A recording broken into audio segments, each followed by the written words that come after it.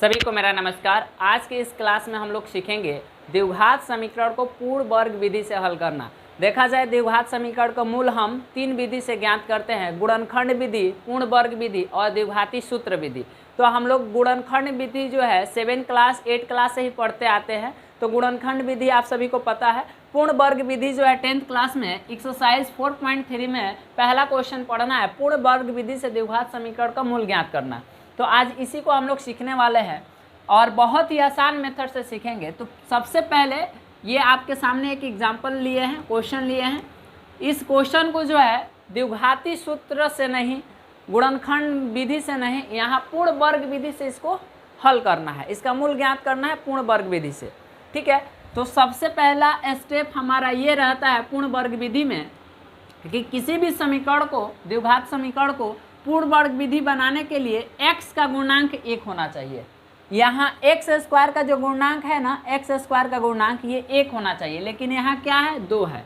तो यहाँ 1 करने के लिए हम इसमें कितना से भाग देंगे, यहाँ हम 2 से भाग दे देंगे तो 1 हो जाएगा। तो सभी में 2 से भाग देना पड़ेगा, तो सभी में हम क्या कर देंगे, 2 से भाग दे देंगे। ज़रा प्यार से समझिएगा, बहुत ही आसान है। ठीक है, 2 से भाग दे देंगे तो ये और ये कैंसिल हो जाएगा, एक्स स्क्वायर बचा और ये -7/2x प्लस ये 3/2 और 0 में 2 से आप डिवाइड करोगे 0 ही होगा। पहला स्टेप क्लियर। पहला स्टेप क्या करना है, द्विघात समीकरण यदि दिया रहे पूर्ण वर्ग विधि से बनाना है तो एक्स स्क्वायर का गुणांक में कुछ भी रहे, 5 रहे 6 रहे, यदि 5 रह रहा है तो 5 से भाग देकर जो है 1 कर लेना है। 5 से भाग देकर कितना कर लेना है, 1 कर लेना है। यानी एक्स स्क्वायर का गुणांक 1 रहेगा तो ही जो है पूर्ण वर्ग विधि से हम लोग बना सकते हैं। ठीक है, तो हम एक्स स्क्वायर का गुणांक क्या कर लिए, 1 कर लिए। इतना समझ में आया। ठीक है, अब जरा समझिए। उसके बाद जो है ये 7/2 है। अब x का गुणांक जो है, x के गुणांक को आधा करेंगे। जैसे यहाँ 8 रहता तो इसका आधा करते तो 2 से डिवाइड करते, लेकिन यहाँ क्या है, 7/2 है। यहाँ क्या है, x का गुणांक जो है 7/2 है, तो इसका आधा करेंगे तो 1/2 करेंगे, 1 गुणा कर लेंगे 1/2 में। ठीक है ना, 1/2 से गुणा करेंगे तो 7 × 7 और 2 × 2 = 4, 7/4। इसका आधा कितना हुआ, 7/4। तो इसको हम आगे ऐसे लिखेंगे, एक्स स्क्वायर -7/2x, 7/2x।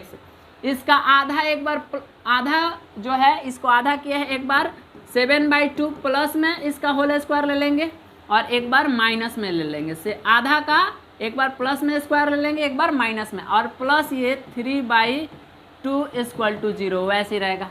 इतना समझ में आया, बोलिए इतना आया। समझिए, फिर इस पॉइंट को समझिए, फिर इस पॉइंट को आप लोग समझिए। पहला स्टेप क्या करना है, एक्स स्क्वायर का गुणांक को आधा करना है, एक्स स्क्वायर के गुणांक को 1 करना है, तो 1 हमने किया। उसके बाद जो x का गुणांक है 7/2, इसका आधा करके एक बार प्लस में स्क्वायर लेंगे, एक बार माइनस में स्क्वायर लेंगे। एक बार हमने प्लस में स्क्वायर लिया, एक बार माइनस में स्क्वायर लिया, ताकि ये कैंसिल हो जाए, कोई फर्क ना पड़े। क्लियर, ठीक है ना, ताकि ये बैलेंस रहे, इसलिए एक बार प्लस में स्क्वायर लिए, एक बार माइनस में लिए। इतना समझ में आ गया। ठीक है, उसके बाद आप ये 3 टर्म को देखो, इन 3 टर्म को देखो आप सही से।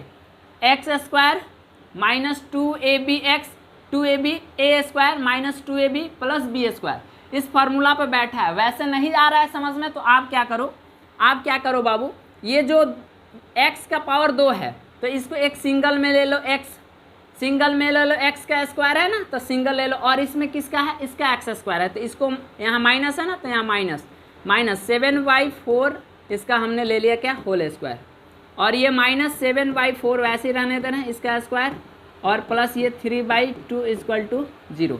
इतना समझ में आया। इतना टर्म को हम क्या ले लिए, इतना जो टर्म दिया है, इतना टर्म देखोगे तो a² -2ab प्लस का b स्क्वायर इस फार्मूला पर बैठा है, यानी a - b के होल स्क्वायर पर बैठा है ये। क्लियर, इतना समझ में आ गया। अब क्या करेंगे, अब जो है ये, अब जरा ध्यान से समझिएगा ये चीज़ जो है, यहाँ समझिए, यहाँ x -7/4 वैसे रखेंगे s²। अब क्या करेंगे, ये 7 × 7 = 49, ये भाई यहाँ कितना हो जाएगा, यहाँ माइनस है तो माइनस देंगे ना, 7 × 7 = 49 और यहाँ 4 × 4 = 16 होगा ना। ये दोनों पर स्क्वायर है ना, 7 पर भी है 4 पर है, 7 × 7 = 49 और 4 × 4 = 16।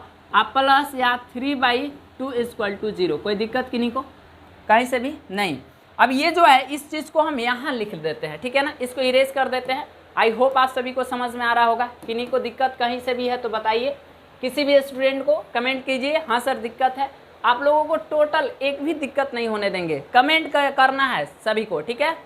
चलिए ये चीज़ अब यहाँ x माइनस 7/4 का क्या करना है, होल स्क्वायर है ये, और यहाँ माइनस जो है ना, यहाँ माइनस है ना, अब बराबर यहाँ ले लिए, ठीक है ना। ये माइनस उठ कर इधर आएगा तो 49 बटा कितना हो जाएगा, 16 प्लस में हो जाएगा। एक चीज़ आप लोगों को पता है कि जो प्लस में बराबर के इधर प्लस में रहते हैं, इधर आते हैं तो माइनस में, इधर माइनस में रहता है बराबर इधर आता है प्लस में, इधर गुणा में रहता है तो इधर आता है तो भाग में। ये चीज़ तो आप लोगों को पता है, इधर भाग में रहेगा तो इधर आकर गुणा में हो जाएगा। ये चीज़ पता है आप लोगों को पहले से। क्लियर है सभी को, सभी को क्लियर है, हो रहा है, बोलिए हाँ जी, इतना क्लियर है ना। अब समझिए एक चीज़ और, ये जो है 49/16 प्लस में हो गया, माइनस ये क्या हो जाएगा 3/2, यहाँ प्लस में इधर आकर माइनस में हो जाएगा।